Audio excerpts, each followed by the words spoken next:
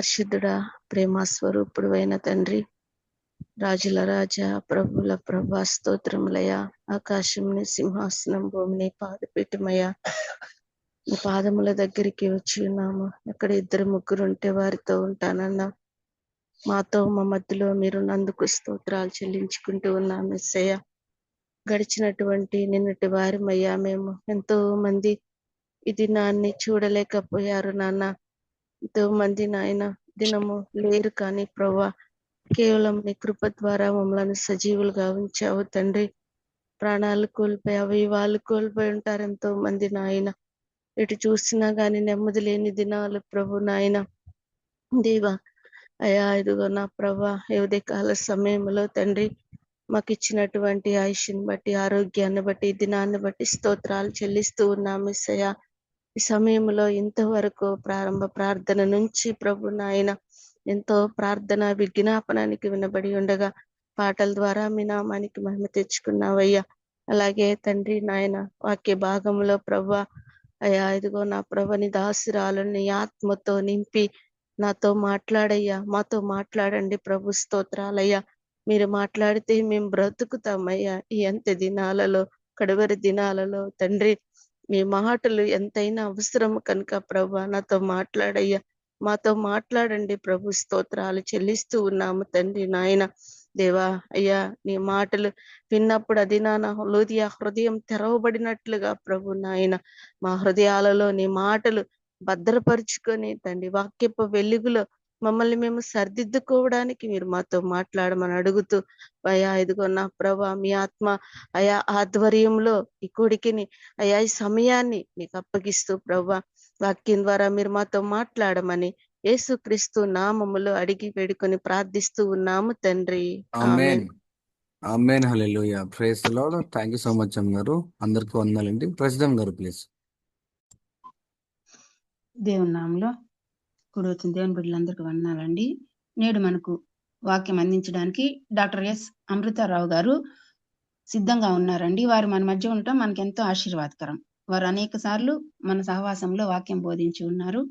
Doctor yes Amrutha Rao గారు మరియు వారి ప్రియమైన భర్త శ్రీ ఎస్ కాంతారావు గారు మచిలీపట్నంలోని గ్రేట్ గాడ్ గ్రేస్ మినిస్ట్రీ వ్యవస్థాపక సంఘ కాపర్లు. హగ్గ ఇండియా సంస్థ ద్వారా నాయకత్వ తర్ఫీదు పొందిన అమృతారావు గారు వేదాంత శాస్త్రంలో ఎంటీహెచ్ మరియు పిహెచ్డి విద్యలను అభ్యసించారు. కాంతారావు గారు బ్యాంక్ ఆఫ్ బరోడాకు డీజీఎం గా పనిచేశారు. సంఘ పరిచర్యకు పూర్తి సమయం ఇవ్వడానికి గాను వారి ఉద్యోగానికి స్వచ్ఛంద పదవి విరమణ చేశారు. వారిరువురు వారికి దేవుడు అనుగ్రహించిన మందకు తల్లిదండ్రులుగాను కాపర్లుగాను ప్రభువుకు సేవ చేయుచున్నారు. క్రీస్తులో మాత్రమే నీవు బహుగా ఫలించగలవు అన్నది వారి పరిచర్య నినాదం.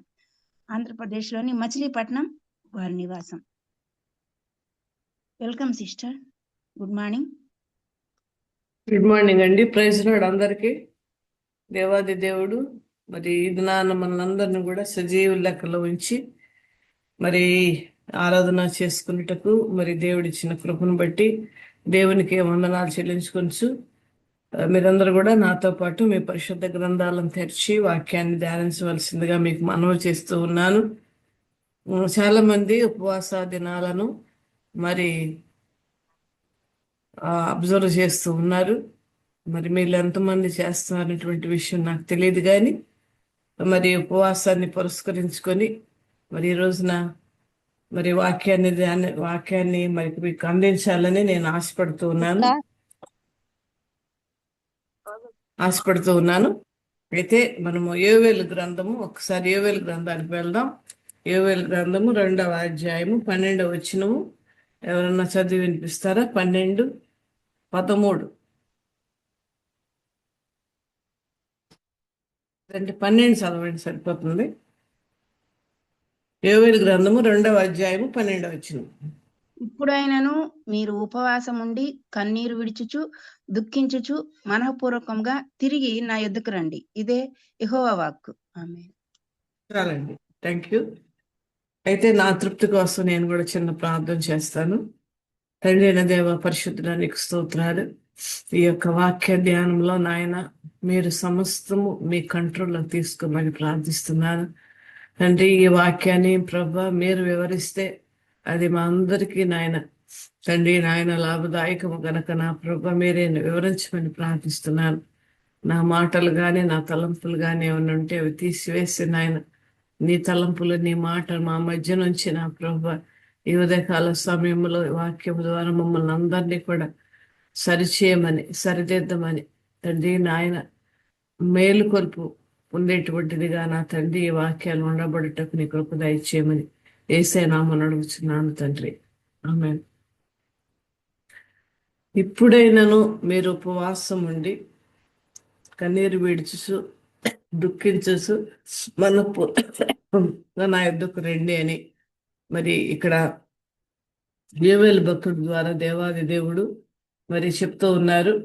అయితే మరి ఇది యోవేలు భక్తుడి ద్వారా చెప్పిన పాత నిబంధన కాలంలో మరి ఇజ్రాయెల్ ప్రజల గురించి చెప్పిన ఇది మనకు కూడా అన్వయించుకోవచ్చు ఒక వాక్యాన్ని. అయితే ఉపవాసము ఏ విధముగా చేయాలి అనేటువంటిది ఇక్కడ మనకు చెప్తూ ఉన్నారు. అదేమనగా ఫస్ట్గా ఉపవాసం ఉండండి అంటున్నారు. రెండవదిగా కన్నీరు విడవమంటున్నారు. ఉపవాసములో కూడా ప్రార్థన చేస్తూ కన్నీరు విడవండి. తర్వాత మరి దుఃఖించండి, దుఃఖించుచు మనఃపూర్వకముగా. చాలాసార్లు చాలామంది మనఃపూర్వకమైనటువంటి ప్రార్థనలు చేయరు.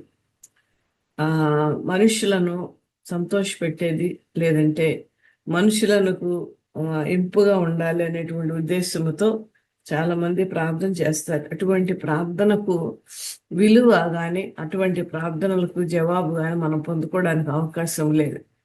ఎందుకనగా దేవుడు ఎప్పుడు కూడా మన యొక్క అంతరంగములో చూసేటువంటి దేవుడు గనక మనం మనఃపూర్వకముగా మనస్సులో ఉన్నటువంటి సమస్తమైనటువంటి పక్కన పెట్టేసి మనస్సుతో మనం ప్రార్థన చేయాలి. మనస్సును మరి దేవుని వైపు త్రిప్పి ఆయన కృపా సింహాసనమును ఆత్మీయ కన్నులతో చూస్తూ మనం ప్రార్థన చేయాలి. అదే మనఃపూర్వకమైనటువంటి ప్రార్థన.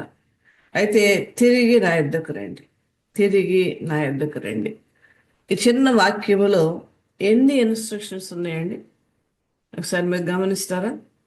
ఎవరిని చెప్పగలుగుతారా? చూడకుండా చెప్పగలుగుతారండి?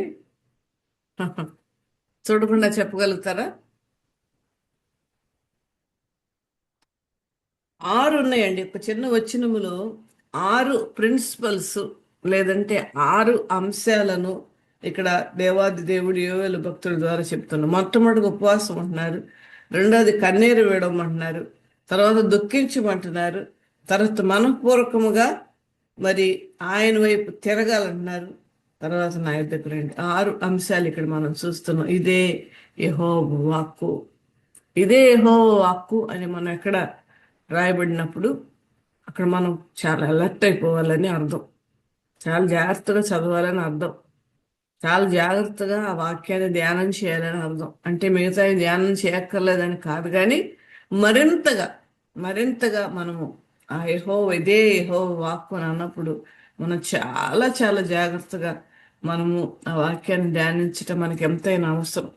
ఎందుకంటే ఇది యెహోవా వాక్కు అని అనేక మార్లు తన భక్తుల ద్వారా ప్రవక్తల ద్వారా దేవుడు తెలియజేశాడు. అయితే 17వ వచనంలో కూడా మీ దేవుడైన యెహోవా కరుణ వాత్సల్యము గలవాడును. ఇక్కడ దేవుని యొక్క గుణలక్షణాలను మనం చూస్తూ ఉన్నాం. దేవుని యొక్క గుణలక్షణం కరుణ మరియు వాత్సల్యము. అయితే వాత్సల్యం అనేటువంటిది మీకు అర్థం చెప్పాలి అని అంటే ఇది ప్రేమ కంటే మించినటువంటిదండి. ప్రేమ కంటే మించినటువంటిది వాత్సల్యం అంటారు దాన్ని. అయితే కరుణ, ఆ వాత్సల్యంతో పాటు కరుణ కూడా దేవాది దేవునికి ఉన్నది. ప్రభునామమున మహిమ కలుగును గాక.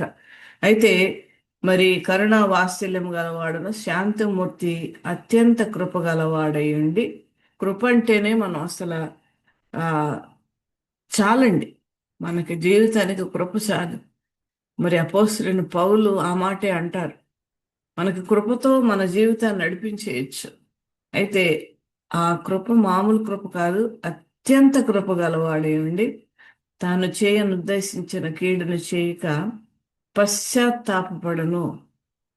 తనకు చేయవలసినటువంటి కీడును చేయక దేవాది దేవుడు, సర్వోన్నతుడు, సర్వశక్తిమంతుడు, సర్వాధికారి అయిన దేవుడు, సృష్టికర్త అయిన దేవుడు, శక్తి కలిగిన దేవుడు పశ్చాత్తాపడతాడండి.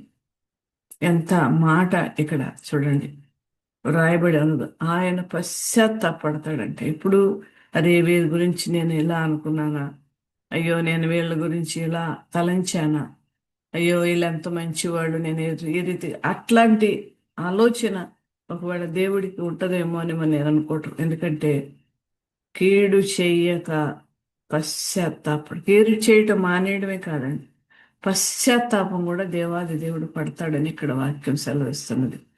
అలా చేస్తాడు కనుకనే మీ వస్త్రాలను కాక, పూర్వ దినాలలో మన పితరులైనటువంటి వారు ఏదన్నా బాధ ఉన్నప్పుడు, ఏదన్నా కష్టం జరిగినప్పుడు, వారి యొక్క గృహములో ఎవరన్నా వాళ్ళ యొక్క మరి ప్రియులను పోగొట్టుకున్నప్పుడు, గొప్ప అవమానం వారికి జరిగినప్పుడు వారు బట్టలను చించుకునేటువంటి వారు.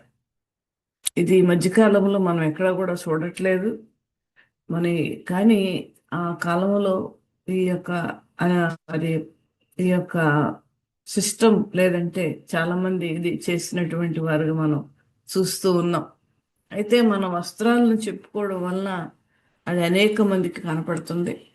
మన వస్త్రాలు చింపుకున్నంత మాత్రాన అనేకులు ఒకవేళ చూసి అయ్యో ఎంత బాధలో ఉన్నాడో అనుకుని జాలిపడేటువంటి విధముగా మరి వస్త్రాలు చింపుకోవటం వలన ఒక రకమైనటువంటి సాటిస్ఫాక్షన్ తప్పించి దాని నుండి మనం ఏమీ కూడా పొందుకోలేము అని ఇక్కడ తెలియజేస్తూ, మీ వస్త్రములను కాక మీ హృదయాలను చింపుకొని ఆయన తట్టు తిరుగుడి. మీ హృదయాలను చింపుకొని. అయితే నేను ఒక ప్రశ్న వేస్తున్నాను, మన హృదయాన్ని ఎలా చింపుకోగలుగుతామండి? ఇది ఎవరికైనా సాధ్యం? అసలు ఇది ఎవరికైనా జరిగేటువంటి విషయమైనా? ఎవరు కూడా ఇది చేయరండి. ఎవరు కూడా చేయరు హృదయాలు చించుకోవడం అనేటువంటి. అయితే ఎందుకు ఈ యొక్క ఏవేళ భక్తుడు మీ హృదయాలను చించుకోండి, చింపుకొని ఆయన తట్టు తిరుగుడు. ఎందుకు మరి ఈ యొక్క పోలిక ఎందుకు ఇక్కడ మరి తెలియజేస్తున్నారు? నిజముగా పై పైన మనము ఒక బాధపడడం కానీ, లేదంటే పైన యాక్షన్ చేయడం కానీ, దానివల్ల ఏవి కూడా మనం పొందుకోలేం. చాలామంది మరి నేను ఒక్కొక్కసారి కొంతమంది దగ్గరికి వెళ్తూ ఉంటుంటే వాళ్ళు ఏడుస్తూ చాలా యాక్షన్లు చేస్తారు. మొన్న మా సంఘంలో ఒక బాబుకి మేము బ్యాప్టిజం ఇచ్చాం. మా బాబుకి వివాహం నిశ్చయమైంది. అది మాకు కరెక్ట్గా చెప్పకుండా వాళ్ళంతటికి వాళ్ళు నిర్ణయించుకున్నారు. సరే, అది వేరే విషయం. మా మందిరంలో వివాహము చేయకుండా వేరే మందిరంలో వివాహము చేయడానికి వాళ్ళు నిర్ణయించుకున్నారు. ఎలాగో మాకేం చెప్పకుండా కూడా చాలా విషయాలు చేశారు. అయితే ఆ అబ్బాయి కూడా ఎందుకు చెప్పలేదు మాకు అని అంటే, ఆ అబ్బాయికి అసలు ఇష్టం లేదు ఆ వివాహం చేయడం. ఏ రీజన్ ఏమో తెలియదు కానివ్వండి. సరే, ఆమె ఏమనుకుందంటే, మేము ఈ వివాహానికి వెళ్ళము, ఈ వివాహం మేము అటెండ్ అవ్వము, మమ్మల్ని మాకేం తెలియచేయలేదు, మాకు తెలియకుండా చేశారు, తెలియకుండా ఎంగేజ్మెంట్ చేశారు, ఇవన్నీ కూడా అనుకుని ఆవిడేమనుకుందంటే, పైగా వేరే మందిరంలో చేస్తున్నారు. ఆవిడేమనుకుందంటే, మేము బాగుపడతాం, మేము ఆ వివాహానికి రాము అనుకునేటువంటి విధముగా మరి అనుకుని నా దగ్గరికి వచ్చి నా చేయి పట్టుకొని, అమ్మ క్షమించండి అమ్మ అని ఆర్టిఫిషియల్ ఇంటెలిజెన్స్ లాగా ఆర్టిఫిషియల్గా ఏడుస్తూ ఉన్నదనమాట. కష్టపడి ఏదో కొంచెం తడి తెచ్చుకుంటుంది కళ్ళల్లోంచి. నేను అది చూసి అనుకున్నాను, ఇది ఊరికనే పైన చేస్తున్నటువంటి ఒక యాక్షన్. అంటే ఇలాగ చేసేటువంటి వాళ్ళు నాకు చాలామంది తారసపడుతూ ఉంటారండి. చాలా చోట్లకి నేను వాక్య పరిచయం చేయడానికి వెళ్తాను కనుక, వాళ్ళు హృదయంతో మాట్లాడుతున్నారు లేదంటే వాళ్ళు పైన మాట్లాడుతున్నారు అనేటువంటిది మనకు అర్థమైపోతుంది. చాలా మంది సంఘాలలో ఏ విధమైనటువంటి ప్రవర్తన కలిగినటువంటి వారుగా నేను అబ్జర్వ్ చేస్తూ ఉంటాను. ఇది చాలా దుఃఖకరమైన విషయం, చాలా బాధాకరమైన విషయం. ఎందుకంటే కనీసం అలా చేసేటువంటి వాడు దేవుడు చూస్తున్నాడు, దేవుడు గమనిస్తున్నాడు. సమస్తము ఆయన చేతిలో ఉన్నది, సమస్తము కూడా ఆయన చేయగలడు అనేటువంటి ఒక ఇంగిత జ్ఞానం లేకుండా ప్రవర్తించేటువంటి వాళ్ళు ఉన్నారు. అయితే చూడండి దేవుని బిడ్డారా, ఇవన్నీ కూడా తెలుసు కనుకనే దేవుడు ఏమంటున్నాడంటే నీ హృదయాన్ని చింపుకోమంటున్నాడు. హృదయాన్ని చింపుకోమంటున్నాడు. హృదయాన్ని చింపుకోవడం అని అంటే మనం ఒకసారి ఊహిద్దాం. బైపాస్ సర్జరీ జరుగుతూ ఉన్నప్పుడు ఆ డాక్టర్స్ ఎంత జాగ్రత్తగా ఆ బైపాస్ సర్జరీ చేస్తారంటే నేను చెప్పలేను. మీకు కూడా అవగాహన ఉంది, ఎందుకంటే చాలా డెలికేట్ పార్ట్ హార్ట్ అంటే. మరి ఎక్కడ ఏ నర్వ్ అయినా ఇబ్బందికరంగా ఎక్కడైనా ఏదైనా కట్ అవ్వడం కానీ, ఒక ఆ రాపిడి తగలడం కానీ అది జరిగితే చాలా సీరియస్ అయ్యేటువంటి వ్యవహారం ఉంటుంది. అంతవరకు ఎందుకు, మరి చిన్న పిల్లలు డాక్టర్ దగ్గరికి మనం తీసుకుని వెళ్తే పిల్లల్ని, వాళ్ళు ఇండెక్స్ ఫింగర్తో వాళ్ళు పిల్లల్ని టచ్ చేయరండి. పొట్టలో నొప్పి ఉందనుకోండి, బహుశా పొట్టలో నొప్పి ఉందని చెప్పినప్పుడు వాళ్ళు ఇండెక్స్ ఫింగర్తో టచ్ చేయరండి. గమనించండి మీరు. మిడిల్ ఫింగర్తో టచ్ చేస్తారు పొట్టని మిడిల్ ఫింగర్తో టచ్ చేసి చూస్తారు. ఎందుకంటే ఇండెక్స్ ఫింగర్లో కొంచెం బలం ఎక్కువ ఉంటుంది. చిన్న బిడ్డలు, డేస్ బేబీస్, మంత్ బేబీస్కి చాలా వాళ్ళది సున్నితముగా ఉంటుంది కనుక వాళ్ళ యొక్క కడుపు ఆ బలము ఆ ఫింగర్ మీద రాకుండా ఉండడానికి మిడిల్ ఫింగర్తో వాళ్ళు టచ్ చేసి, సరైన డాక్టర్ అయితే అలాగే చేస్తారండి. మిడిల్ ఫింగర్తో టచ్ చేసి మరి టెస్ట్ చేస్తారు ఆ కడుపు చిన్నపిల్లలకి. అయితే చూడండి, మరి ఇలాంటి పరిస్థితులలో దేవాది దేవుడు మన హృదయాన్ని చింపుకోమంటున్నాడు. దీని యొక్క అర్థం ఏంటి? హృదయాన్ని చింపుకోవడం అంటే అర్థం ఏంటంటే ఇది చాలా చాలా చాలా లోతైనటువంటి ఒక లోతైనటువంటి పశ్చాత్తాపం. దీనికి వివరణ ఎలా ఇవ్వాలో కూడా తెలియనటువంటి పరిస్థితి హృదయాన్ని చింపుకోవడం అని అంటే. మరి నేను 94లో అనుకుంటా, 94, 95లో మరి నేను ఈ అనుభవంలోనికి వెళ్ళాను. నేను క్రైస్తవ బిడ్డ పుట్టినప్పటికీ కూడా మరి దేవుని మందిరానికి కూడా వెళ్తూ అనేకమైనటువంటి పాపముల నిమిత్తము నేను పశ్చాత్తాపడ్డాను. నిజముగా నా యొక్క హృదయాన్ని చించుకొని ఆ టైంలో ఒక ప్రేయర్ మీటింగ్లో నేను భయంకరంగా నా హృదయాన్ని కుమ్మరించుకుంటూ, ఆ హృదయాన్ని చించుకుంటూ పశ్చాత్తాప ప్రార్థన నేను చేశాను దేవాది దేవుని. అయితే చూడండి, ఈ హృదయాన్ని చింపుకోవడం అనేటువంటి యొక్క మరి చూస్తే మన ఒక వ్యక్తిని మనం చూడవచ్చు. ఇదేమనగా మీ అందరికీ తెలిసిందే, దావీదు. హృదయాన్ని చింపుకొని ప్రార్థన చేసిన విధానము మరి దావీదు మనం చూడొచ్చు. మరి బెత్షెబాతో మరి పాపం చేశాడు దావీదు. అడ్డం రాకుండా భర్తను చంపించాడు. ఆ యొక్క బెత్షెబాని తీసుకొచ్చి తన భార్యనుగా చేసుకున్నాడు. తర్వాత మరి చక్కగా జీవిస్తున్నారు. ఆ కాలంలో ఒక విషయం మనం అర్థం చేసుకోవాలి, బహుభార్యత్వం ఉన్నదే ఆ కాలంలో. బహుశా అందుకనే దావీదు చాలా లైట్గా తీసుకున్నాడేమో అని మనము అనుకోవచ్చు. కానీ నాతాను ప్రవక్త ద్వారా దేవుడు దావీదుతో మాట్లాడుతూ ఉన్నాడు. నాతాను ప్రవక్త వచ్చి దావీదుకు చెప్పినప్పుడు దావీదులో ఉన్న గొప్పతనం ఏంటంటే ఇమ్మీడియట్లీ హీ యాక్సెప్టెడ్. ఆయన చేసిన పాపాన్ని యాక్సెప్ట్ చేశాడు. ఇదే సమయంలో వారిద్దరికీ కలిగినటువంటి ఆ బిడ్డ మరి జబ్బు పడింది.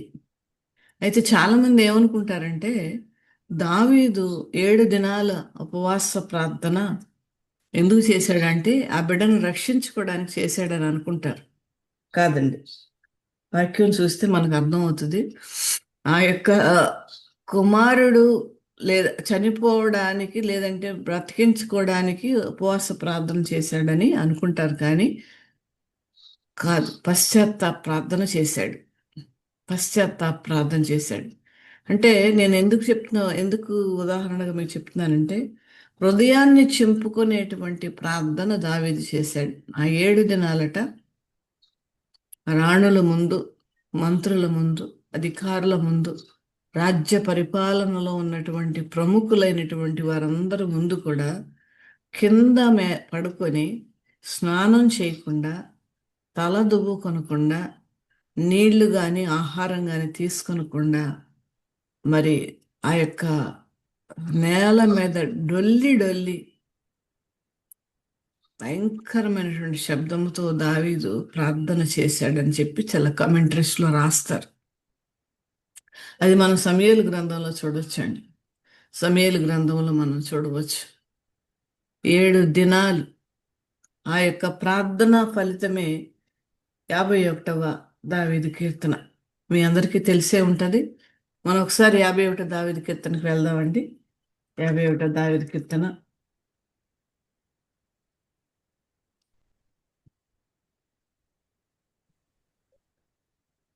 ఒకసారి అనుసరిస్తారండి. దేవా, నీ కృప చొప్పున నన్ను కరుణింపుము. నీ వాత్సల్య బాహుళ్యం చొప్పున నా అతిక్రమములను తుడిచివేయుము. నా దోషం పోవునట్లు నన్ను బాగుగా కడుగుము. నా పాపం చూడండి ఇక్కడ, పోవునట్లు థ్యాంక్స్ అండి. అయితే చూడండి, ఇక్కడ దేవుని యొక్క కృప బట్టి నన్ను క్షమించు ప్రవ్వా అని ప్రార్థన చేస్తూ, అడ్రస్ చేస్తూ, ప్రారంభిస్తూ ఉన్నాడు ఈ యొక్క హృదయాన్ని చింపుకునేటువంటి పశ్చాత్తాప ప్రార్థన. మీరు గమనించే ఉంటారు, అయినప్పటికీ మళ్ళీ ఇంకోసారి చెప్తున్నాను. ఆ పైన మీరు ఒక్కసారి చదివితే ఈ వాక్యంలో ఉన్నటువంటి పైన మీకు అర్థమవుతుంది. దావీదు బెత్షెబా యొద్దకు వెళ్ళిన తర్వాత నాతాను ప్రవక్త అతని యొద్దకు వచ్చినప్పుడు అతడు రచించినటువంటి కీర్తన. వచ్చినప్పుడు అనంటే నాతాను వచ్చి తెలియజేసిన తర్వాత పశ్చాత్తాపుడే తన హృదయాన్ని చింపుకొని రాసినటువంటి కీర్తన ఇది. అంతేకాదు, దేవా నీ కృప, ఫస్ట్గా కృప జ్ఞాపకం చేస్తున్నాడు దేవాది దేవునికి. నీ కృప చొప్పున నన్ను కరుణించు. నువ్వు కరుణిస్తే నేను కరుణించబడతాను. నీ వాత్సల్య బాహుళ్యము చొప్పున. ఇందాక కూడా మనం చదివాం కదా, ఆయన యొక్క లక్షణం, ఆయన లక్షణాలను మనం గమనిస్తూ ఉంటుంటేనండి చాలా అద్భుతంగా ఉంటుంది. ఆయన వాత్సల్యము గొప్పది. ప్రేమ కంటే ఎంతో బలమైనటువంటిది, ప్రేమ కంటే ఎన్నో రెట్లు శక్తి కలిగినది వాత్సల్యం. కనుక నీ వాత్సల్య బాహుళ్యం, ఆయన బాహుళ్యం ఎంత విశాలమైనదంటే ప్రపంచాన్ని మొత్తాన్ని, భూమిని, ఆకాశమును, సముద్రములు, నదులను, కొండలను, సమస్తమును చూడగలిగినటువంటి శక్తిమంతుడైనటువంటి ఆ దేవుడు ఆ యొక్క వైశాల్యమును, తన యొక్క సృష్టిలో ఉన్నటువంటి సమస్తాన్ని ఆయన చూస్తూ, ఆయన వాత్సల్యాన్ని, ఆయన కరుణను, ఆయన యొక్క సంరక్షణను మనకు కనపరుస్తూ ఉన్నాడు. గనుకనే మనం అందరం కూడా రక్షింపబడుతున్నాం. కనుకనే అద్భుతమైనటువంటి మాట దావీదు పలుకుతున్నాడు, నీ వాత్సల్య బాహుళ్యము చొప్పున. ఈ యూనివర్స్ కానీ, ఈ యొక్క మరి ఆకాశము, భూమి, ఇంకా ఇంకా ఇంకా ఆకాశము, భూమి కంటే ఇంకా ఆకాశములు ఎన్నో, భూమికి ఇంకా ఎన్నో ఉన్నాయి. వీటన్నిటిని కూడా దేవుడు చూస్తూ ఆయన వాత్సల్యాన్ని కనపరుస్తూ ఉన్నాడు. కనుకనే ఇక్కడ దావీదు ఆ విధంగా ప్రార్థన చేస్తున్నాడు. నీ వాత్సల్య బాహుళ్యము చొప్పున నా అతిక్రమములను తుడిచివే. నా పాపం, ఇక్కడ చూడండి కీర్తనలో పాపం ఉన్నది, అతిక్రమం ఉన్నది, అపరాధం ఉన్నది, దోషం ఉన్నది.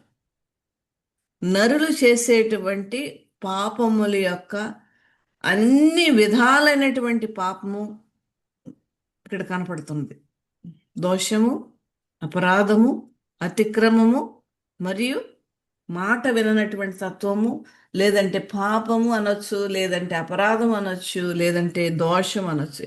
అన్ని విధాలైనటువంటిది ఇక్కడ కనపరుస్తూ పలుకుతున్నటువంటి మాట దావీదు. నీ వాత్సల్య బాహుళ్యము చొప్పున నా అతిక్రమలు తుడిచివేయి, నా దోషము పోనట్లు నన్ను బాగుగా కడుగు, నా పాపం పోనట్లు నన్ను పవిత్రపరచు. ఎంత అద్భుతమైన కీర్తన రచించాడండి. రచించడం కాదు ఇది. మరి ఇజ్రాయేల్ ప్రజలు వాళ్ళకి ఏది వచ్చినా సరే రైటింగ్లో తీసుకుని వస్తారని మనందరికి కూడా తెలుసు. దాని నిమిత్తమే వచ్చినటువంటివి కీర్తనలు. అయితే చూడండి, ఇక్కడ కేవలము నీకే విరోధముగా నేను పాపం చేశారు రియలైజ్ అవుతూ ఉన్నాడు. హృదయాంతరంగము నుండి ఆ యొక్క పశ్చాత్తాపముతో తన హృదయాన్ని చింపుకొని ఆయన తెలుసుకుంటూ ఉన్నాడు, నేనెంత భయంకరమైనటువంటి పాపము నా రక్షకుడైన దేవునికి, నా తండ్రి అయిన దేవునికి వ్యతిరేకంగా నేను చేశాను అని చెప్పేసి, నీ దృష్టి ఎదుట నేను చెడుతనం చేసి ఉన్నాను, నీ దృష్టి ఎదుట నేను చెడుతనం చేసి ఉన్నాను. ఆయన దృష్టిలో మన జీవితం ఎలా ఉన్నదని మనం ఎప్పుడు కూడా గమనించుకోవాలి దేవుని బిడ్డలారా. ఎప్పుడు మనల్ని మనం పరీక్షించుకోవాలి. నా దేవుడు నన్ను చూస్తున్నాడు, నా దేవుడు నన్ను కనిపెడుతున్నాడు, నా దేవుడు నన్ను వాచ్ చేస్తున్నాడు అనేటువంటి ఒక ఆలోచన మనం ఎప్పుడూ కలిగి ఉండాలి దేవుని బిడ్డలారా. చూడండి, నీ దృష్టి ఎదుట నేను చెడుతనం చేసి ఉన్నాను. అంతేకాకుండా అద్భుత రీతిగా నేను పాపంలోనే పుట్టానయ్యా, నేను పాపంలోనే పెరిగాను అని చెప్పి మరి రాస్తూ, నువ్వు అంతరంగముల సత్యం కోరుతున్నావు కనుకనే నా ప్రార్థన హృదయాన్ని చింపుకోవడమే కాకుండా అంతరంగం నుంచి వస్తూ ఉన్నది. పెదవులతో చేసే ప్రార్థనలు చాలామంది చేస్తారండి, కానీ అంతరంగము నుండి చేసేటువంటి ప్రార్థనలు దేవునికి ఇంపైనవి, దేవునికి ఇష్టమైనవి. అయితే చూడండి, ఇక్కడ తర్వాత నేను పవిత్రుడు అగునట్లు హిస్సోపుతో నా పాపమును కడుగం. నేను పవిత్రుడు. హిస్సోపు అని అంటే ఇది ఒక మొక్క అండి, ఇదొక మొక్క. ఇది దేని ఫ్యామిలీకి చెందిందంటే తులసి మొక్క ఫ్యామిలీకి చెందినటువంటిది. అది మామూలుగానే దాని యొక్క ఆకులలో, దాని యొక్క స్టెమ్స్లో, దాని యొక్క రసములో మరి శుద్ధిపరిచేటువంటి గుణలక్షణాలు కలిగినటువంటి మొక్క ఇది. ఇప్పటికీ కూడా ఆర్సిఎం వాళ్ళు, మరి ఇక్కడ కాదులేండి, భారతదేశంలో కాదు, ఇది భారతదేశంలో ఉండే మొక్క కాదేమో నేను నా యొక్క అభిప్రాయం. అయితే ఇది ఫారెన్లో కొన్ని కంట్రీస్లో ఈ యొక్క హిస్సోప్ మొక్క కనపడుతుంది. ఇది ఎలా అంటే కరేపాకు గుత్తుగా ఉంటే కొమ్మకి ఎలా ఉంటుందంటే ఆ రీతిగా మరి గుత్తులుగా ఆకు, ఆ స్టెమ్ కూడా చక్కగా అట్లా ఎక్కువగా ఉండేటువంటిదిగా ఉంటుంది అనమాట. అది కొన్ని కంట్రీస్లో, కొన్ని ఆర్సిఎం చర్చెస్లో ఇప్పటికి కూడా శుద్ధ జలము అని చెప్పేసి ఆ శుద్ధ జలాన్ని లో ఒక పాత్రలో ఆ శుద్ధ జలం వేస్తారు. ఆ శుద్ధ జలాల్లో ఈ యొక్క కొమ్మ దానిలో పెట్టి దానిలో నీళ్లలో దాన్ని ఉంచి ఉన్నది గనక దాన్ని తీసి మనుషుల మీద ఇలా జల్లుతారనమాట. ఇప్పటికి కూడా కొన్ని మందిరాల్లో అలాంటి ఆర్సిఎం చర్చెస్లో ఆచారం ఉన్నది. మరి కనుకనే అది జ్ఞాపకం చేసుకుంటూ హిస్సోపుతో నా పాపము పరిహరింపు, హిస్సోపుతో నా పాపాన్ని పరిహరింపు, కడిగేసే. పరిహరింపు అంటే ఏంటంటే తీసేసే, కడిగేసే, పరిశుద్ధపరచు, నామరూపాలు లేకుండా దాన్ని తీసివేసే అనేటువంటి అర్థముతో పరిహరింపము అని చెప్పేసి ఇక్కడ అంటున్నట్లుగా మనం చూస్తాం. హిమము కంటే నేను తెల్లగా ఉన్నట్లు నీవు నన్ను కడుగుము, ఉత్సాహ సంతోషములు నాకు వినిపింపు. ఉత్సాహము కానీ సంతోషము కానీ తన హృదయంలో లేదు.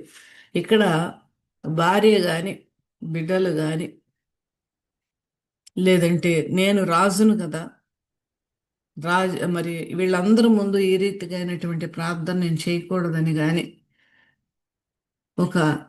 ఒక మెయింటైన్ చేయడం, ఒక ప్రోటోకాల్ మెయింటైన్ చేయడం కానీ ఇక్కడ దావీదు చేయట్లేదండి. ఎందుకు అందరి ముందు రాజు, అసలు వాళ్ళు రాజులంటే వాళ్ళ ఆ, నడక కానీ ఆవిడ చేతులు తిప్పే విధానం కానీ వాళ్ళు ఇది కానీ చాలా డిఫరెంట్ ఉంటుందండి. చాలా ఎక్కడ తగ్గకుండా టీవీగాను చాలా ఇదిగా ఉంటారు. అయితే ఇక్కడ అందరి ముందు కూడా నేల మీద పడుకొని స్నానం చేయకుండా, నీళ్లు తీసుకొనకుండా, ఆహారం తీసుకొనకుండా, తల కూడా దువ్వకుండా నేల మీద పడి డొల్లి డొల్లి ఏడుస్తున్నాడని అంటే ఎందుకు రాజయ్యుడిని కూడా ఈ పరిస్థితి చేశాడనంటే దావీదు చుట్టుపక్కల చూడట్లేదండి. చుట్టుపక్కల ఏం జరుగుతుందో, ఎవరున్నారు, నా హోదా ఏంటి, నా యొక్క స్థితి ఏంటి అనేది అని కంప్లీట్గా ఇదంతా తీసేశాడు. అతని యొక్క ఆలోచన, అతని యొక్క కనుదృష్టి దేవుని మీదే ఉన్నది. దేవుని మీదే ఉన్నది. నేను దేవునికి వ్యతిరేకంగా పాపం చేశాను, దేవాది దేవునికి వ్యతిరేకముగా నేను దోషము చేశాను, నేను అతిక్రమము చేసిన వాడైపోయాను, అపరాధాలు నా జీవితంలో ఉన్నాయి అనేటువంటి ఒక పశ్చాత్తాపముతో ప్రార్థన చేస్తూ ఉన్నాడు. ఎందుకు నేను చెప్తూ ఉన్నానంటే అతని హృదయాన్ని చింపుకుంటున్నాడండి. అతని హృదయంలో ఉన్నటువంటి సమస్తమైనటువంటి పశ్చాత్తాపం తన హృదయముతో చింపుకొని మరి ప్రార్థన చేస్తూ అతడు కంప్లీట్గా దేవుని యొక్క కృపా సింహాసనం ఎదుటికి వెళ్ళిపోయి ఆయన పాదాల మీద పడిపోయి ప్రార్థన చేస్తున్నాడు అనేటువంటి ఫీలింగ్లో అతడు ఉన్నాడు. కనుకనే చుట్టుపక్కల ఏం జరుగుతుంది, నేను ఇలా చేయొచ్చా చేయకూడదా అనేటువంటి పరిస్థితిలో లేడు. అంతరంగము నుండి వస్తున్నటువంటి హృదయాన్ని చింపుకునేటువంటి ప్రార్థన ఇక్కడ మనం చూస్తూ ఉన్నాం. చూడండి, ఇక్కడ మళ్ళా మనం చూస్తే ఉత్సాహ సంతోషములు నాకు వినిపింపు, ఉత్సాహ సంతోషాలు నాకు వినిపింపు. అప్పటి వరకు నేను లేవను ప్రభువా, నాకు వినిపింపు, నాకు వినిపిస్తేనే నువ్వు నన్ను క్షమించావని నేను అర్థం చేసుకుంటా. ఉత్సాహము సంతోషము నేను తెలుసుకుంటేనే నేను విముక్తి పొందగలుగుతాను అని ఒక మాట ఇక్కడ అంటూ ఉన్నాడండి. గమనించండి. అప్పుడు నీవు విరిచిన ఎముకలు హర్షించు, అప్పుడు నీవు విరిచిన ఎముకలు హర్షించు. ఒక ప్రశ్న వేస్తున్నానండి మీకు నేను. దేవుడు దావీదు ఎముకలను విరిచాడండి.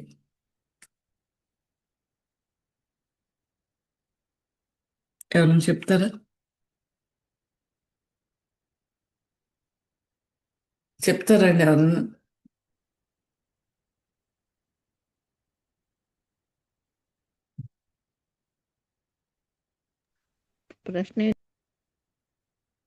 ప్రశ్న అండి, దేవుడు దావీదు ఎముకలను విరిచాడా అని అడుగుతున్నాను. ఇక్కడ దావీదు ప్రార్థన చేస్తూ, ఇది ప్రార్థన అండి, 51వ కీర్తనలో ఉన్నదంతా కూడా ప్రార్థనే. అయితే అప్పుడు నీవు విరిచిన ఎముకలు హర్షించును అని ఇక్కడ చెప్తూ ఉన్నాడు. అయితే నీవు విరిచిన అంటే దేవుడితో మాట్లాడుతూ పలుకుతున్నటువంటి మాట. అయితే దేవాది దేవుడు దావీదు ఎముకలను విరిచాడా? విరవలేదు. విరవలేదు. కానీ ఎందుకంటే విడవలేదండి, విరవలేదు. అది విరవలేదు. మనసు విరుచుకున్నాడు కనుక ఎముకలు విరవలేదు. దేవుడు విరవలేదు. కానీ దావీదు అంటున్నాడు, నువ్వు విరిచిన ఎముకలు హర్షించు. ఎందుకు ఈ మాట పలక వచ్చింది అంటే, శరీరంలో ఏదైనా నొప్పి తట్టుకోగలం కానండి, ఎముక నొప్పి తట్టుకోలేమండి. భయంకరమైనటువంటి పెయిన్ వస్తుంది. కనుకనే ఏదైనా ఫ్రాక్చర్ అయినప్పుడు వెంటనే very powerful pain killer injection ఇస్తారు. ఎముకకు నొప్పి అంత భయంకరంగా ఉంటుంది శరీరమునకు.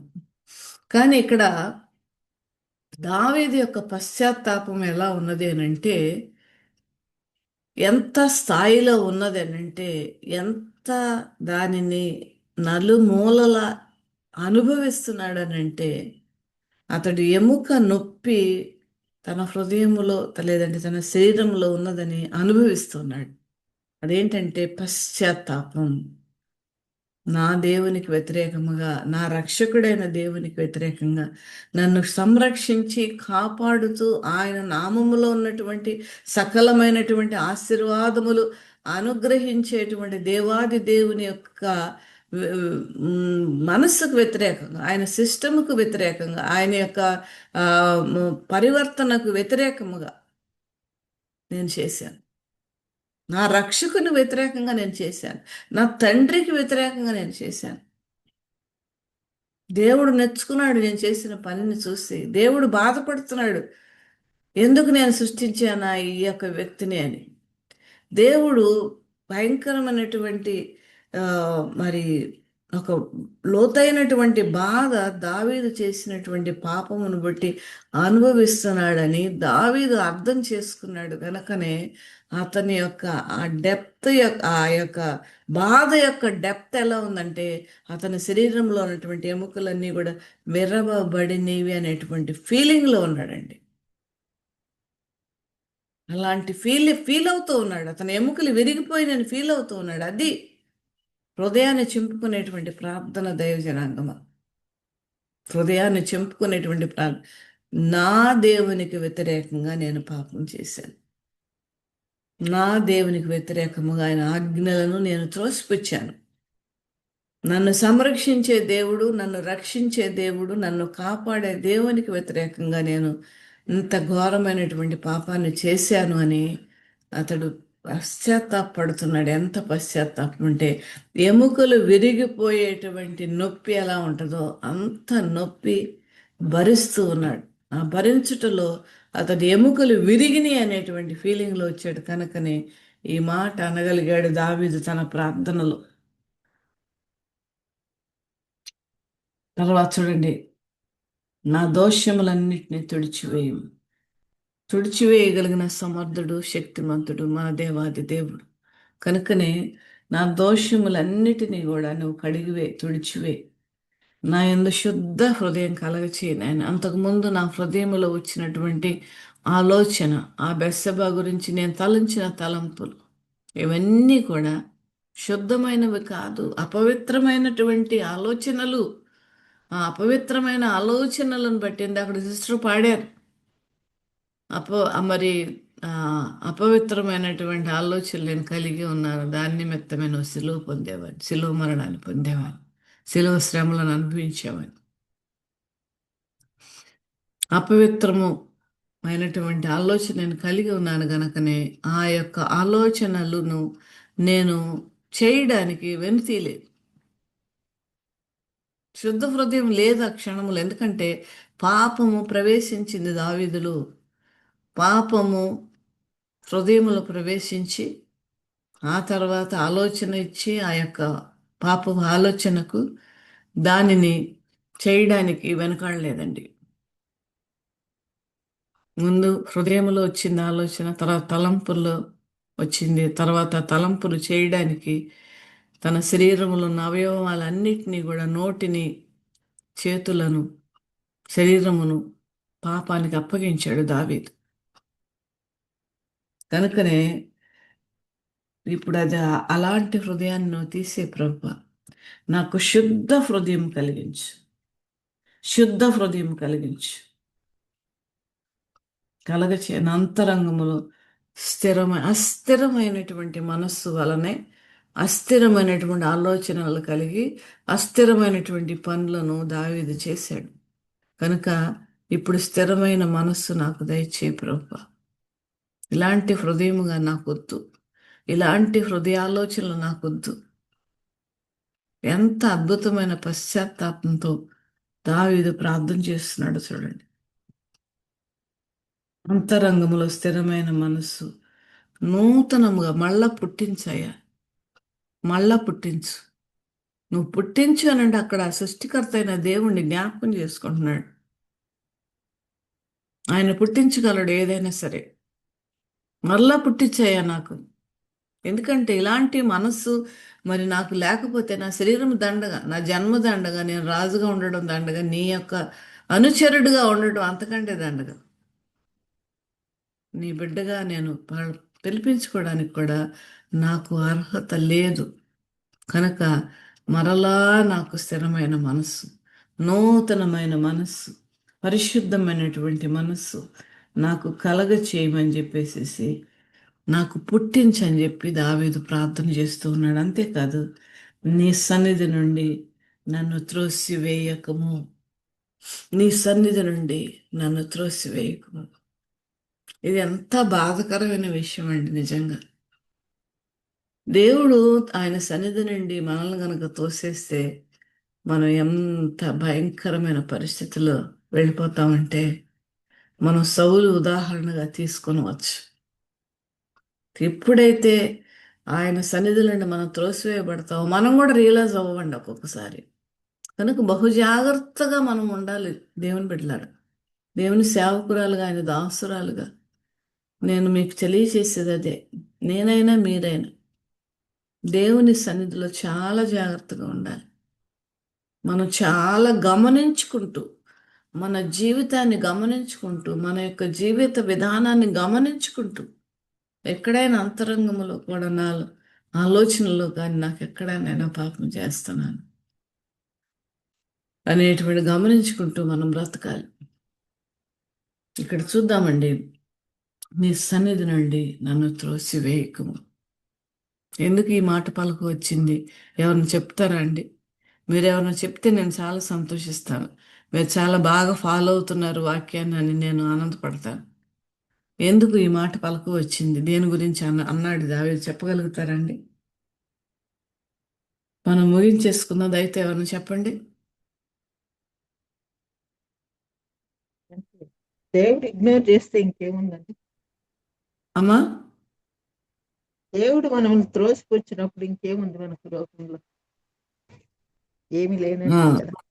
ఏమి లేనట్టే, కరెక్టే. కానీ దేని సందర్భంగా ఇది అన్నాడు ఈ మాట, లేదంటే ఏమి జ్ఞాపకం చేసుకుంటూ అన్నాడు అనేది మనం ఒకసారి మీరు ఇంకో రక్షిత చేసి పాపాన్ని బట్టి దావీదు ఇంతగా అవును, పశ్చాత్తాపడుతున్నాడు. ఇదంతా అదే మనం ఒక్కొక్క వచనం దాదాపు వివరణ ఇస్తూ వచ్చాము. అయితే నీ సన్నిధి నుండి నన్ను త్రోసివేయకుము అని ఎందుకు ఈ మాట పలక వచ్చింది దావీదు? పలకవలసి వీళ్ళ వచ్చింది ఎందుకు ప్రార్థన అన్నాడు ఈ మాట? వినక నిర్లక్ష్యం చేస్తారేమో దేవుడు అన్నట్టు. పాపిని కదా నేను, ఇంకా నన్ను నా మాట వినరేమో, నా ప్రార్థన ఆలకించరేమో అని ఒక చింత, దిగులు, బాధ. అయితే సమయం అయిపోతుంది కనుక నేను చెప్పేస్తున్నాను. ఆదాము అవ్వలు పాపం చేసినప్పుడు దేవుడు ఏం చేశారండి వాళ్ళిద్దరిని? చూడండి, ఆ తోటలో నుండి పంపించేసి ఆయన సన్నిధి నుండి తోసివేశాడు దేవుడు. ఇది ఎంత భయంకరం అనండి! ఎంత ఆదాము అవ్వలతో దేవాది దేవుడు ప్రతిరోజు మాట్లాడుతూ ఉన్నటువంటి ఆధిక్యతను, దేవుని సన్నిధిని, దేవుని యొక్క ప్రజెన్స్ని, దేవుని యొక్క కరుణగల చూపులని అన్నీ కూడా పోగొట్టేసుకున్నారు. ఆ సన్నిధి నుండి తోసేసాడు ఆయన. మీరు ఇక్కడ ఉండేటువంటి అర్హత మీకు లేదు, మీరు ఉండవలసినటువంటి స్థలం ఇది కాదు, మీరు పాపంలో పడిపోయారు, నాకు వ్యతిరేకంగా చేసేసారు అని వద్దు నాకు మీరు అని చెప్పేసి దేవుని సన్నిధి నుండి తోసేసాడు దేవుడు. అందుకనే అదే విధముగా అది ఆదాము అవ్వ అది చేసినటువంటిది జ్ఞాపకం చేసుకుంటూ పలికిన మాట అండి ఇది. ఇది నేనైతే రూఢిగా నమ్ముతాను. ఒకవేళ నన్ను నీవు నీ సన్నిధి నుండి తోసేస్తావేమో, ఆదాము అవ్వల చేసిన రీతిగా నన్ను కూడా చేస్తావేమో, అంత పని మాత్రం దేవా దయతో చేయొద్దు, నీ సన్నిధి నుండి నన్ను తోసేయొద్దు ప్రభువా, అది నేను భరించలేను, నేను అంతకంటే దౌర్భాగ్యమైన స్థితి మరొకటి లేదు నాకు అనేటువంటి అర్థం వస్తూ పలికినటువంటి మాట. నీ సన్నిధి నుండి నన్ను త్రోసివేయకము, నీ పరిశుద్ధాత్మను నా యొద్ద నుండి తీసివేయకము. అగైన్ సౌలు. పరిశుద్ధాత్మ మనలో లేకపోతేనండి మన జీవితం భయంకరం అండి, భయంకరం. ఈ విధముగా చాలా మంది ప్రవర్తిస్తూ ఉన్నారు లోకంలో కూడా. దేవుని బిడ్డల గురించి నేను చెప్తున్నాను, వేరే వాళ్ళ గురించి చెప్పట్లా. దేవుని యొక్క రక్షణను తీసుకున్నటువంటి వారు, దేవుని కృపలను పొందుకుంటున్నటువంటి వారు, దేవుని యొక్క వాత్సల్యము, ప్రేమ, రక్షణ, స్వస్థత ఇవన్నీ పొందుకున్నటువంటి వారి చాలా మంది పరిశుద్ధ ఆత్మని యొక్క గైడెన్స్ లేకుండా బ్రతికేటువంటి వారు ఉన్నారు. ఎందుకంటే వారిలో పరిశుద్ధ ఆత్ముడు లేడు, ఎప్పుడో వెళ్ళిపోయాడు. అది గమనించుకోకుండా బ్రతికేటువంటి వారు ఉన్నారు. కనుకనే ఇది చాలా అన్ఫార్చునేట్ అండి. అది నన్ను చాలా కలిచివేస్తుందండి. నన్ను చాలా చాలా కలిచివేస్తుంది ఈ యొక్క ఫీలింగు. కనుక మనం చాలా జాగ్రత్తగా ఉండాలి దేవుని బిడ్డలారా. పరిశుద్ధాత్మ మనల్ని నడిపిస్తుంది. ఏది తప్పు, ఏది చేయకూడదు, ఏది చెయ్యాలి, ఇది ఎలా చేస్తే దీని పర్యవస్థానం ఏంటి, అన్ని వాళ్ళు మనం గైడ్ చేస్తూ ఉంటుంది పరిశుద్ధాత్మ. ఇది లేకపోతే మనం కంప్లీట్గా మనకు కూడా తెలియకుండా మనం పాపం చేస్తామండి. రియలైజ్ అవ్వం, సెన్స్ చేయం. కనుకనే నీ పరిశుద్ధాత్మను నా యుద్ధ నుండి తీసివేయు. ఇంకా బహుశా దావీదు యాడ్ చేసి ఉంటాడు, నా రాజరికాన్ని తీసుకో, నా రాజ్యాన్ని తీసుకో, నాకున్న ధనమంతా తీసుకో, నా దగ్గరున్న ధనాగారము నుండి వజ్ర వైడూర్యాలు, బంగారాలు కూడా తీసుకో, ఏం కావాలంటే అవి తీసుకోగాని నీ పరిశుద్ధాత్మను మాత్రం నా నుండి దూరం చేయొద్దయ్యా, దూరం చేయొద్దు, నా నుండి తీసేది దయచేసి. నేను తీసేస్తే నేను ఇక మనిషిని కాదు, నేను నీ బిడ్డను కాదు. అది ఉంటేనే, ఆ పరిశుద్ధాత్మ ఉంటేనే ఆయన బిడ్డలుగా మనం బ్రతుకుతాం. కనుకనే ఆ ఉద్దేశం చొప్పునే ఇక్కడ దావీదు ఏదన్నా చేయగానే ఆ పరిశుద్ధాత్మ మాత్రం నా నుండి తీసేయద్దని బతుకులాడుతున్నాడు. హృదయాన్ని చింపుకొని పశ్చాత్తాప ప్రార్థన చేస్తూ ఉన్నాడు. అన్నీ ఇక్కడ మనం ఇంకా చూసుకుంటే సమయం అయిపోతుంది కానీ ముగిచ్చేస్తున్నాను. రక్తాపరాధం నుండి నన్ను వేడిపింపు, అన్ని విధాలైనటువంటి దహన బలి నీకు ఇష్టమైనది కాదు, బెరిగిన మనస్సే నీకు ఇష్టమైన బలి. బలి అర్పించే దినాలలో ఉన్న దావీదు చెప్తున్నటువంటి మాట అండి ఇది. బలి అర్పించే దినాల్లో ఉన్నటువంటి స్థితిలో ఉండి మాట్లాడుతున్నాడు. ఎంత అద్భుతంగా ప్రార్థన చేస్తున్నాడు చూడండి. దహన బలి నీకు ఇష్టమైనది కాదు, విరిగిన మనస్సే నీకు ఇష్టమైన బలి గనక నా హృదయం విరిగిపోయి, నా హృదయం చించుకొని, నా హృదయాన్ని నలగొట్టుకొని, నా హృదయాన్ని నలిపేసి నేను చేస్తున్నటువంటి ప్రార్థన. ఈ ఫీలింగ్ ఎందుకు వచ్చిందంటే, నా రక్షకుడు, నా ప్రభు అయినటువంటి తండ్రి అయిన దేవునికి నేను వ్యతిరేకంగా పాపం చేశాను అనేటువంటి ఫీలింగ్ వచ్చింది. కనుకనే ఈ అద్భుతమైనటువంటి ప్రార్థన దావీదు చేసినట్లుగా మనం చూస్తూ ఉన్నాం. కనుక దేవుని బిడ్డారా, పశ్చాత్తాపడదామండి. ఎప్పుడైనా పొరపాటున ఎక్కడైనా ఏదన్నా జరిగినప్పుడు, ఏ పాపమైనా, ఏదన్నా యాంగ్రీతో కానీ, లేదంటే ఒక కోపంతో కానీ ఏదన్నా మాట మనం ఇతరులను అన్నా, ఒకవేళ మనం ఆలోచన చేసినా, ఇంకా ఎక్కడెక్కడైనా మన కుటుంబంలో, మన బంధువుల యొద్ద కానీ, లేదంటే మన ఆఫీస్లో కానీ, మన కాలేజీలో కానీ, మన పనిచేసే దగ్గర కానీ, ఎక్కడైనా సరే మనం ఎక్కడైనా పాపంలో పడినప్పుడు పశ్చాత్తాపడదాం, దేవుణ్ణి వేడుకుందాం.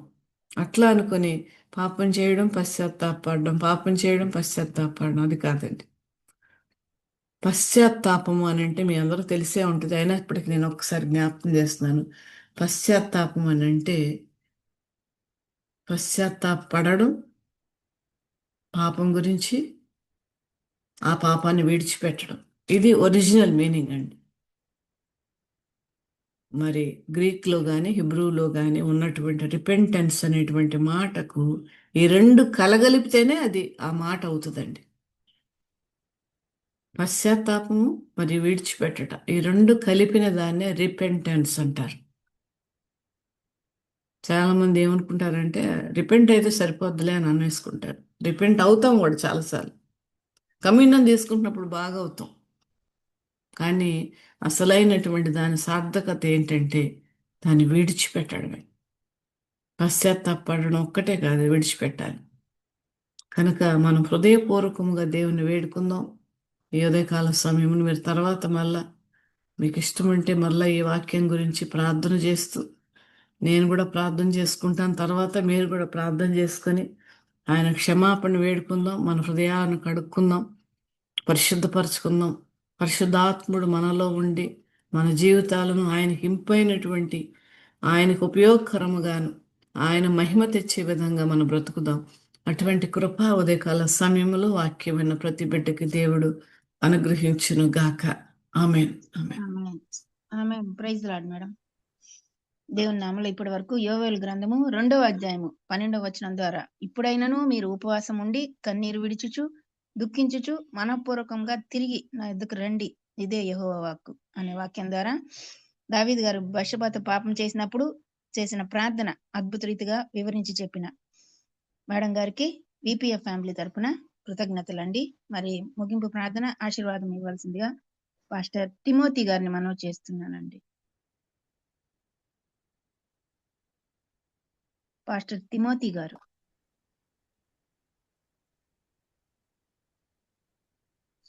అయ్యగారు సిద్ధంగా లేనట్లయితే పాస్టర్ విజయ్ కుమార్ గారు.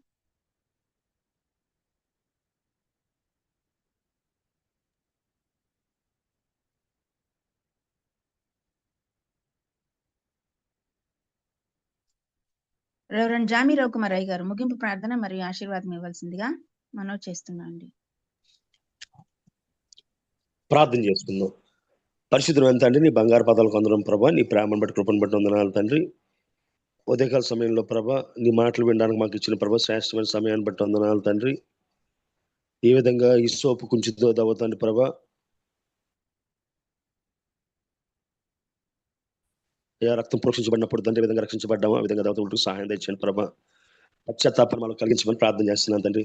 అయ్యా ప్రభా, యథార్థంగా నీ సంధిలో ప్రభా మా పొరపాట్లు ఒప్పుకొని వాటి విడిచిపెట్టేవారుగా చేయండి ప్రభా. అయ్యా యొక్క శ్రమల కాల దినాల్లో ప్రభా నీతో సన్నిహితంగా ఉండడానికి, మా తప్పిదాలు పాపాలు ఒప్పుకొని ప్రభా నీ సన్నిధిలో యథార్థంగా ఉండడానికి ప్రభా సహాయం చేయండి. అయ్యా దేవతను ప్రభా, నీ దోసరాలు అమృతరావు గారితో ప్రభా మాతో మాట్లాడిన దాన్ని బట్టి వందనాలు చెల్లిస్తున్నాను తండ్రి. ప్రభా తల్లి గారు ఇంకా అనేక స్థలాల్లో ప్రభా బహుబలంగా వాడుకోండి, అనేక ప్లాట్ఫామ్ మీద వాడుకోండి ప్రభా. బిడ్డకి ఇచ్చిన వాక్య అనుభవాన్ని బట్టి, జ్ఞానాన్ని బట్టి, ఆశని బట్టి నీకు వందనాలు తండ్రి. ఆశపడే ప్రాణాన్ని తీర్చే దేవుడు ప్రభా సహాయం దయచేయండి. విన్న వాక్యం తండ్రి మా జీవితాల్లో ప్రభా అన్వయించుకుని ముందుకు సాగే భాగ్యం మాకు దయచేయమని. అయ్యా వాక్యం ప్రభా వినగలిగే చెవులు, గ్రహించగలిగే హృదయము, అమలుపరచగలిగే మనసు మాకు అందరికీ దయచేయమని సహాయం చేయ విధంగా ప్రతిరోజు ప్రభా వాక్యం వినడానికి ప్రభా దీన్ని ఏర్పాటు చేసిన వర్చువల్ ఫెలోషిప్ ఏర్పరిచిన బాబీ రత్నాకర్ గారిని, వారి కుటుంబాన్ని సేవను దీవించండి. సాక్రిస్టన్ జాన్సన్ గారిని, స్వరూప గారిని, అదేవిధంగా దాతన ప్రభా ఝాన్సీ సిస్టర్ గారిని, ప్రసిద్ధ సిస్టర్ గారిని, తేజ అఫ్రెంటిస్ గారిని, కోంటి అని జ్ఞాపకం చేసుకోమని ప్రార్థన చేస్తూ ఉన్నాను ప్రభా. సహాయం తెచ్చండి తండ్రి. నీ కృపించమని ప్రార్థన చేస్తున్నాను. మరి ప్రాముఖ్యంగా దేవతన ప్రభా ప్రార్థన చేస్తూ ఉన్నాను తండ్రి. డాక్టర్ విజయ్ కుమార్ గారిని జ్ఞాపకం చేసుకోండి. అదేవిధంగా దేవతన ప్రభా కాటనయ్య గారిని జ్ఞాపకం చేసుకోండి. రమణ మేగడ్ గారిని జ్ఞాపకం చేసుకోండి ప్రభా. అదేవిధంగా ప్రభా రాబర్ట్ జేమ్సయ్య గారిని జ్ఞాపకం చేసుకోండి. ఆశ్వర్య గారిని జ్ఞాపకం చేసుకోండి. ఇంకెవరైతే అనారోగ్యంగా ఉన్నారో వాళ్ళందరం జ్ఞాపకం చేసుకోండి ప్రభా. అప్పుల్లో ఉన్నవారు, ఆర్థిక ఇబ్బందుల్లో ఉన్నవారిని జ్ఞాపకం చేసుకోండి. గొప్ప విడుదల కలుగజేయండి ప్రభా. మరి ప్రత్యేకంగా ప్రభా ఇంటర్మీడియట్ ఎగ్జామ్స్ తెలంగాణ, ఆంధ్రాలో రాస్తూ ఉన్నారయ్యా, బిడ్డలందరూ జ్ఞాపకం చేసుకోండి ప్రభా. అయ్యా అదేవిధంగా దేవతన ప్రభా డిగ్రీ బిడ్డలు కూడా ఎగ్జామ్స్ రాస్తూ ఉన్నారు ప్రభా. మా బిడ్డలు తండ్రి దానియేలు వల్లే 10 ఇంతలు శ్రేష్ఠులుగా ప్రభా మిగిలిన వారి కంటే ఉండగలిగే భాగ్యం తెచ్చుకొని ప్రార్థన చేస్తున్నాను తండ్రి. వివాహం కోసం ఎదురు చూస్తున్న బిడ్డలు, ఉద్యోగం కోసం ఎదురు చూస్తున్న బిడ్డలు సహాయం దయచేయండి ప్రభా. నీ గొప్ప వారి మీద ఉంచండి ప్రభా. మరి ప్రత్యేకంగా ప్రభా మీరు చేయవలసిన ప్రతి పనిలో స్వీట్ అయిన మార్గాన్ని చూపించి మీరు ఏ సకల మహిమగంతా ప్రభావం పొందుకోమని. ఎవరైతే ప్రభా వివాహం జరిగే పిల్లలు లేకుండా ఉన్నారో, ఎవరైతే ప్రభా సేవ చేసే మందిరాలు లేకుండా ఉన్నారో వారందరూ మరొకసారి జ్ఞాపకం చేసుకోమని ఈ చిన్న ప్రార్థన మా ప్రభువును ప్రియకుమారుడైన యేసుక్రీస్తు దివ్యనామాన్ని అడిగి వేడుకుంటున్నాం పరమ తండ్రి. ఆమేన్. పరలోకమందున్న మా తండ్రి, నీ నామం పరిశుద్ధపరచమని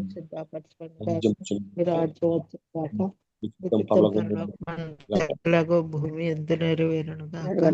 మాకు కావలసిన ఆహారం మాకు దయచేయము. మా ఎడల ధర్మ చేయవారిని క్షమించినట్లు మా అపరాధములను క్షమించుము. శోధనలోకి తప్పించుము. ఎందుకంటే రాజ్యం, శక్తి, మహిమ నిరంతరము నీవే ఉంటున్నాను. ఆమేన్. Amen amen. ఆమేన్ మన తండ్రి అయిన దేవుని ప్రేమ, కుమారుడైన యేసుక్రీస్తు కృప, పరిశుద్ధాత్మ అన్యోన్య సహవాసము వాక్యం చెప్పిన దాసరాలకు పాల్గొన్న బిడ్డలకు జరుగుతున్న ఎగ్జామ్స్ కి ఆయన కృప సదాకాలము తోడే నడిపించును గాక. Amen. Amen amen amen. Praise lord అయ్య గారు. ముగింపు ప్రార్థన మరియు ఆశీర్వదించిన రెవరెండ్ జామీరావు కుమారయ్య గారికి, వాక్య పరిచర్య చేసిన డాక్టర్ అమృతారావు గారికి, అలాగే కూడి వచ్చిన దేవుని బిడ్డలందరికీ కూడా విపిఎఫ్ ఫ్యామిలీ తరపున కృతజ్ఞతలండి. ప్రభు చిత్తమైతే రేపటి దినాన తిరిగి కలుసుకుందాం. అంతవరకు సెలవు తీసుకుందాం. Praise the lord to all. వందనాలండి. God bless you all. Praise lord మా.